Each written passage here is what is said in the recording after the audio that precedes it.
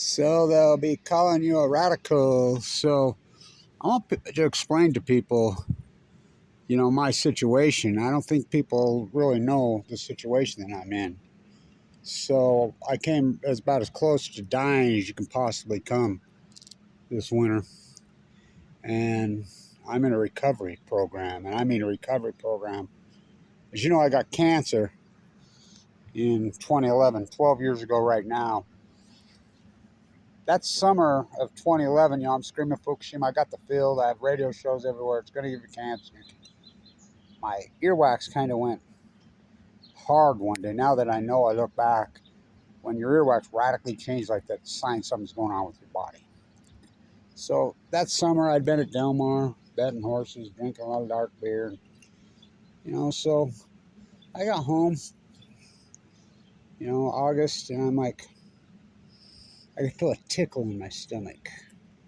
I blew it off. I told people I could feel this tickle in my stomach. And then I was out at the Enola Gay hangar, and I'll talk about that because I'm getting on. I think it's going to be my 50th anniversary of doing that this year. I think this will be, in fact, I think I've been more than 50 years, but I think that I've marked it. This will be my 50th year in a row on August 6th being there. So I was out there. And I went over to the casino right there because it's in Wendover, Utah, to eat something and run into some friends. And I remember telling a friend of mine, I've got this, something's not right with me. I mean, I was physical as hell, and I mean a beast. Something's not right. I can feel this electricity. And like I said, I had multiple radio shows, millions of viewers all over the world. And I'm like, something's not right with me. I just kind of knew it. But again, I blew it off. Too blind to see the writing on the wall. Not ready for the fall. So, October 2011, I got a stomach ache. And I mean a violent, radical stomach ache. I thought I was food poisoned. It just kept getting worse, Get through it the day. I never had anything like this. Went on into the night. I started puking, and what was coming out of me was literally bowel movement was coming out of my mouth. It was the blackest, nastiest thing. There's still stains on my concrete on my driveway. It was so radical. For me to call an ambulance, so I called an ambulance. They got there. I was just puking, and they were dead sure that it was my appendix that had ruptured. I kind of calmed down, and I says, let's go. And I'm like,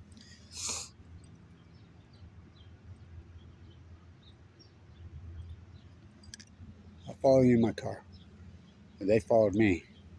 So I got up here, get some blood works on a Sunday morning here. Should have been dead on a Sunday morning, banging my head. Oh boy.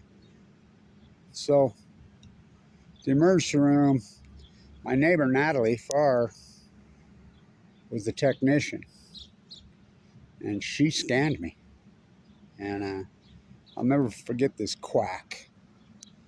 Didn't even look at the scan.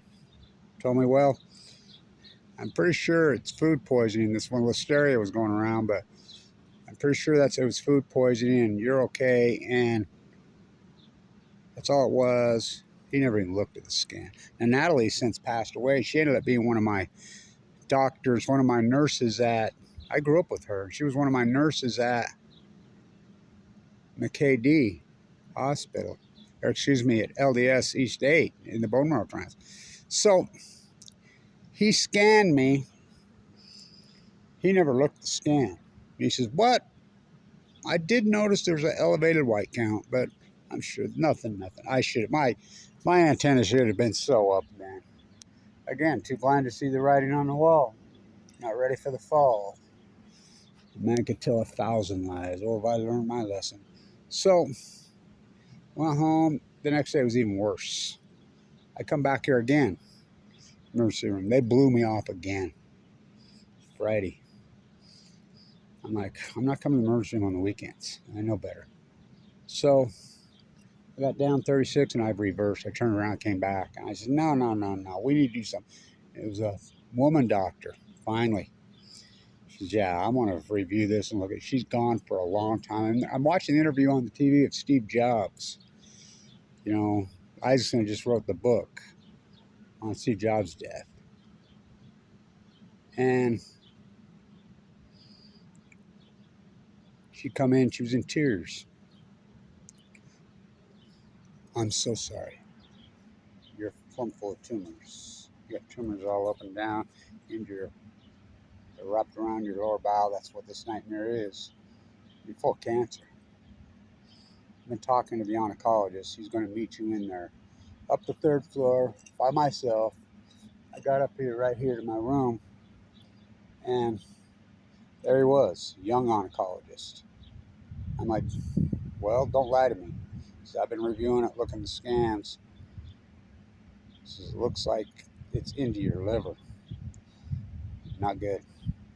I says, well, just give me your opinion. I'm not going to hold you to it. Just give me your opinion, what you think by looking at this. You know, you're an oncologist. He was a young oncologist.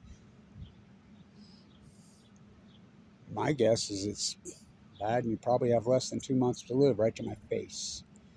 I'm like, whoa.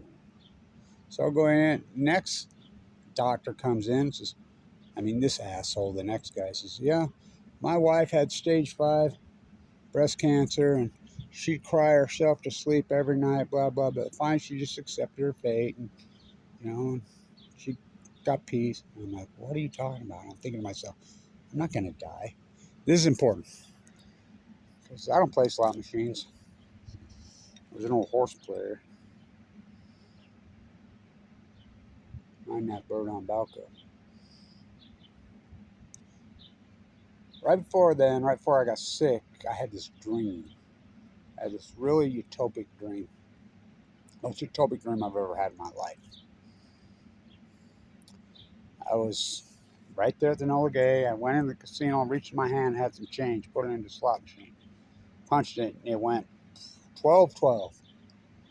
You went $12.12. So I punched the voucher thing, and printed out a voucher. And right next, I walked over, and there was a giant slot machine, the biggest slot machine, like, gigantic thing. So I stuck it in, and it said, play entire voucher one punch. So I went, boom, played the whole thing. All in. And it come back, and it said 4-4. 44, Devoto. Then it went, this ugly, gross-looking icon, almost looked like a clam. 1, 2, 3, 4 of them. Now I know they were cancer tumors. And it started spitting out money, 1,000, 10,000, 100,000, a million, 10 million, 100 million, but it just kept going. It was over $1 billion. I woke up. Never had a dream like that before in my life. So they kept misdiagnosing me here. Of course, leukemia and tumors. So they admitted me. They scoped me. Went down my throat, up inside me, and middle of the night, daughter towels. And she's like 4 in the morning. She come in, she says, you a drinker? I says, not really. I drink some dark beer. I drink dark beer, but I've never drank alcohol, liquor. I don't like it. She says, well, that spot to me on your liver looks like a normal guy. I don't think it's cancer. God, my pulse went down. But then she came back in the next day and says, you have an ulcer. And those carcinoid cancer tumors that are wrapped around your lower bowel, they're nothing. So my daughter stayed with my grandson, who had just been born, stayed in the room with that, and some doctor come in and just got stupid with me right there. And what are you doing? You just got and threw me out. He says, you don't even should be. There's nothing wrong with you. Okay, all right. So I went home, and then it got really bad. It got nasty. I went to the Huntsman, tried to get in there. They sued me. They're still suing me to this day for $1,200 for a phone call. They wouldn't see me. Blah, blah, blah. Scumbags. This went on for 3 weeks. I'm losing 5-6 pounds a day. I'm down to 130 some pounds. I weighed 175. So finally I saw Dr. Vakari in here. He says, well, I'm going to cut you from here to here. And I'm going to remove that. I'm going to take a bunch of your intestine out, and I'm going to reattach it, blah, blah. And I'm like, my Uncle Thomas Blanch, the famous heart surgeon, who told me when I was a kid, don't let them open you unless you're going to die, Kevin, and I'm a surgeon. This is not a heart murmur, you know. I said, you're not doing that to me. So first he says, let's look at the biopsy. And he goes down the biopsy. Oh, let me back up. In the meantime, they sent me in, and this guy, he went in, boo. He was breathing. It was like rhythm. And they went in, they got inside me. There was a tumor lying here, a bunch inside him, and he got a piece of it. And they biopsied it. Let me look at the biopsy. So he's looking through the biopsy, and he says, oh, benign. I'm like, yes, I jumped up. He says, no, wait a minute. That was off the stomach one that Dr. Tallis snipped out of your stomach. And then he went below, and he says, oh, God, look at this. And he's just blaring. And the marker, it glares the marker, 44. And I'm like, that marker's off the hook, right? He says, it's high, really high. And he wanted to gut me. He says, we're going to do surgery. I refused the surgery. No. Next day, finally, I got in to see my good friend, Vincent Hansen.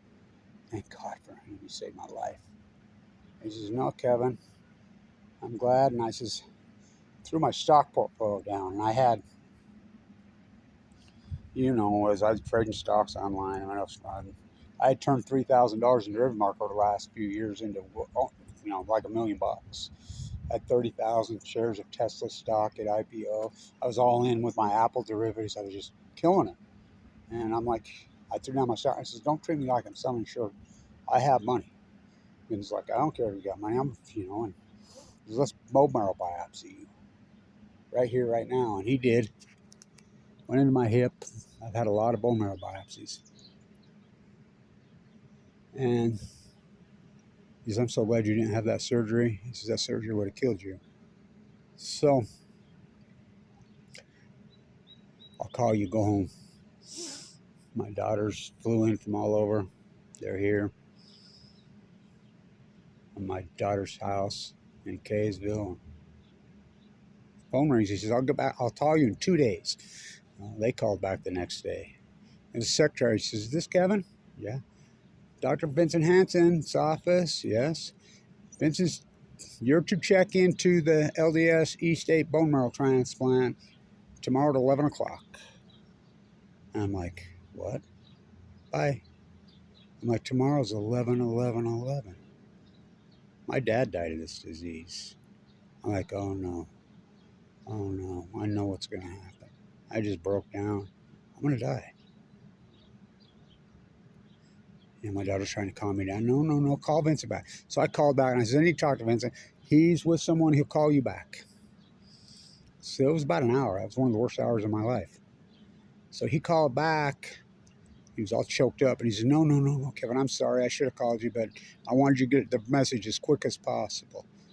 I'm like, I'm not going to LDSC State. That shithole, it's under construction. He says, it's been under construction since I was a kid. He said, no, you don't know, Kevin.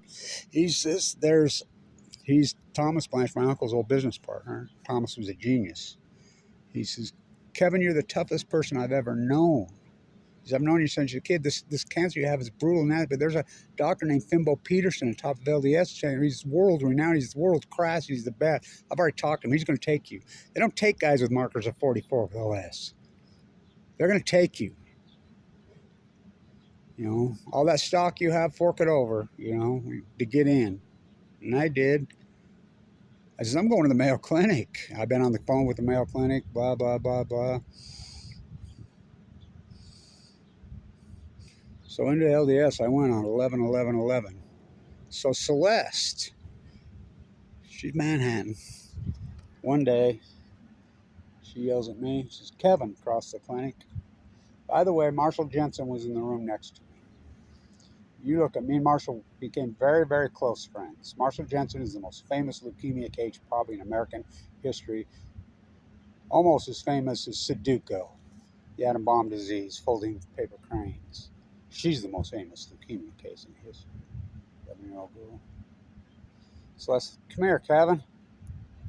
She says, I want to tell you something. She didn't hold no bullshit, that freaking woman. You should be very proud. A lot of people really don't like your ways. You know, your videos you shoot, and everybody, a lot of the administrators don't like your ways. But let me tell you something. You should be very proud of yourself. I don't think you know this. I prepared your paperwork when you come in. I've been here for 26 years. I've never seen, we ranked you as a red 10.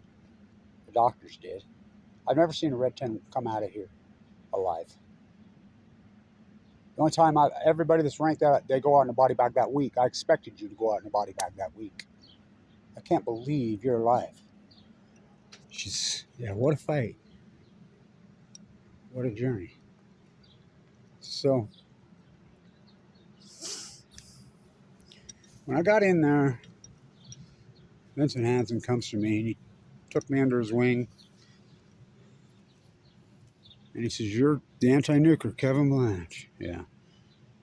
He's a fierce hand. So is Vincent. Vincent's brother and father both died of downwinders. Died of thyroid cancer. Grew up in southern Utah young. But they can't talk. They're HIPAA laws. Fimbo from Copenhagen. Fierce anti-nuker. I remember he come into my room one day and he says, "Here," threw down the paper. He says, "Blue Castle, the nuker, they're meeting over at the Capitol today. You need to go over there and battle them." I says, "I'm quarantined. I can't go in. I'll write you a pass. Send 2 nurses with you." So I went. Boy, did I battle those idiots. I sucked up to nothing, bald-headed, blisters on my tongue, pigment gone out of my eyes, 119 pounds, sucked up to nothing, puke. I mean, so brutal in there, so hardcore, you don't even know. You have no clue, unless you've been in one of those units. I mean, brutal, beyond brutal. It's vicious in there.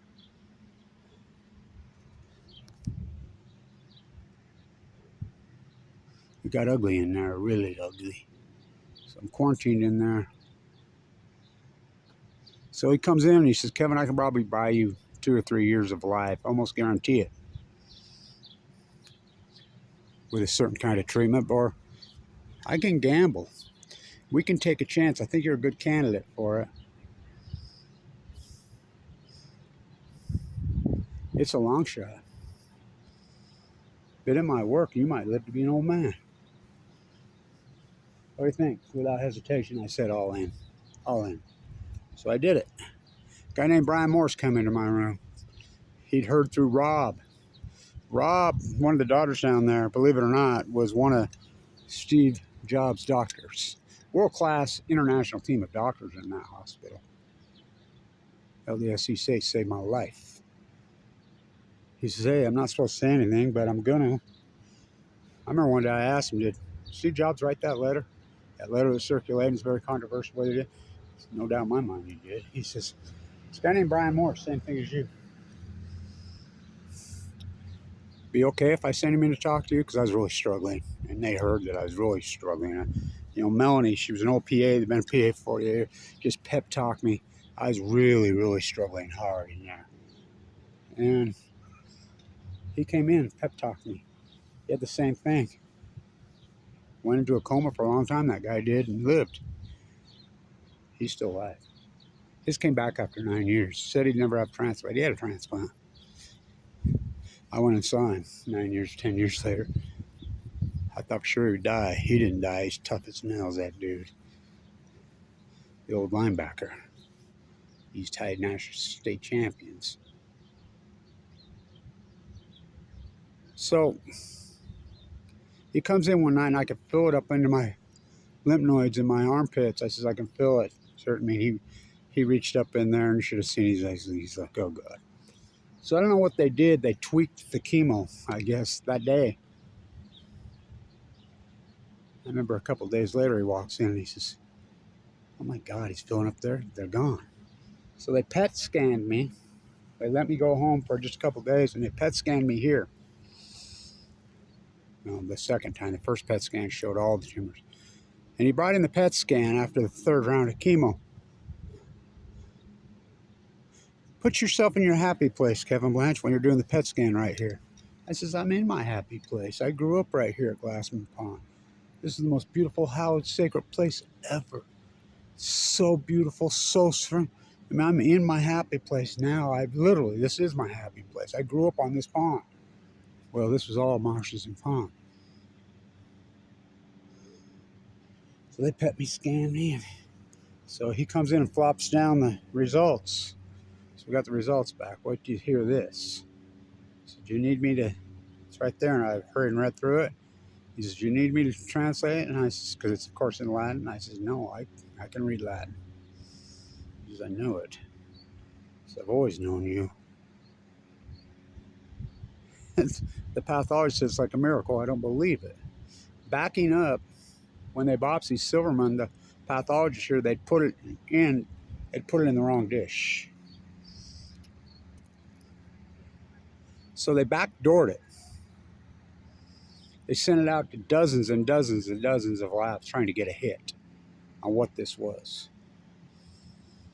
Finally, they got a hit. The University of Nebraska, believe it or not. And he says, we got a hit on it. And it came back. Oh, nice. Nice. We got a hit. They're the Weber State geese. They move them because they're having the fireworks today. He says, Vincent Hansen took a chance. He didn't know for sure. He was right. It's AML de novo, just like he hypothesized and thought it was. Those two Danish doctors. He says, he told me about your dream. You know, I says, I know Danish philosophy. I studied Danish philosophy. Danish philosophy believes you cannot trick the subconscious. You cannot trick the mind. If the mind says you're going to live, you're going to live. If the mind says you're going to die, you're going to die. He says, whatever you do not let go of that dream. My little granddaughter, who's a ninth grade cheerleader now, was just a baby then. She come into my room. She brought me that rock one day, little baby. She don't even know where she got it. She says, here, Grandpa, I was going into a coma the night before. I put it in my hand and clinged to that rock. This one came from Jade's Cove. A guy gave it to me as I walked in the coast dying. I just clinched it. January 30th, 2012, I go in a coma. I don't know how I didn't die again for the second time. I woke up and the nurses were crying. The two nurses. I could hear them praying while I was going in and out. Don't you die, don't you? They're both crying. I come to and they're both crying. They're like, oh my God, you're alive. You went out. I says, I know. I'm okay. I'm okay. That little angel that I met when I was a little boy right here, she came to me in my dreams. I remember when she used to come to me here and she'd say, you know, they killed my mom and dad. They killed my grandparents. I grew up in the wigwams here, playing in them, and on the marsh in West Weber.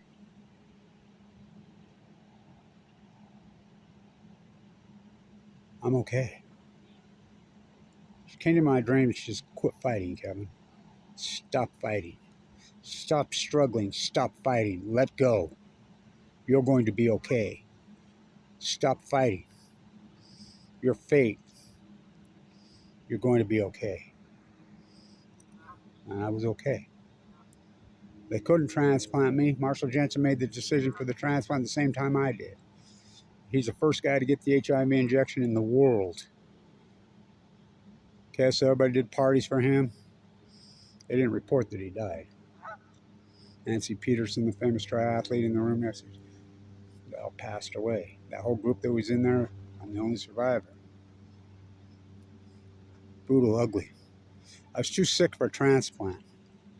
After 3 rounds, they're like, I told the doctors I'm going to walk the entire coast of California, documenting the tide pools. My platelets were 38. I wouldn't recover. You'll die out there. A lot of doctors told me to die. I says, well, I'm going to die anyway. What a place to die. Fimbo and Mincer, go for it. You're not going to die.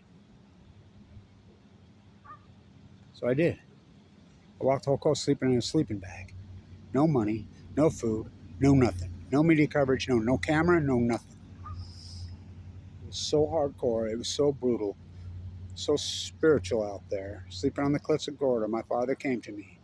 Annika came to me. It was like heaven. What a journey, what a walk.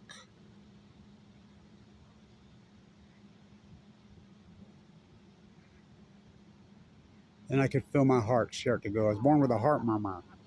Same Thomas, my uncle, says, don't you let him over. You kick the can on that heart murmur. We'll get better technology. My heart was failing. Nobody'd see me. Mike Lee kicked me out of Medicaid. I forked over $1.2 million worth of assets to get in. I was broke. I was literally starving to death. Had no money, had no support, had no nothing. Nothing. You know, there's people using my websites, my videos all over their media with millions, making millions. They wouldn't send me 5 cents. I'm literally starving to death. Just folding on to Blind Faith, hope I get some food. I didn't die. I just kept fighting. My heart's going. So I'm telling everybody, my heart's failing, my heart's failing. I'm just bleeding. I'm bleeding profusely through my face, whatever. I knew what it was. I went to LDS, I went to LDS emergency room too. They told me it was skin cirrhosis. I went to the emergency room here at Ogden Regional Medical Center. A guy named Michael Hawkins saw me 3 times. Said we run every test there was. A girl came in there. She was one of my nurses. She saw my got cancer, but she says, "Oh, you're Kevin Blanch. I was one of your nurses at LDS." I could hear him arguing with him. No, he's an AML leukemia survivor. He was in our unit for years. No, and this guy's like, "No, we ran the test. He's uninsured, blah, blah, blah." He kicked me out, didn't even clean me up, told me that I collapsed the next day on an Easter Sunday. It was my heart valve. I got up here, I don't know, on a Sunday morning, and the attending physician in the emergency room here, he says, "Oh, Dr. Blanch," he called me.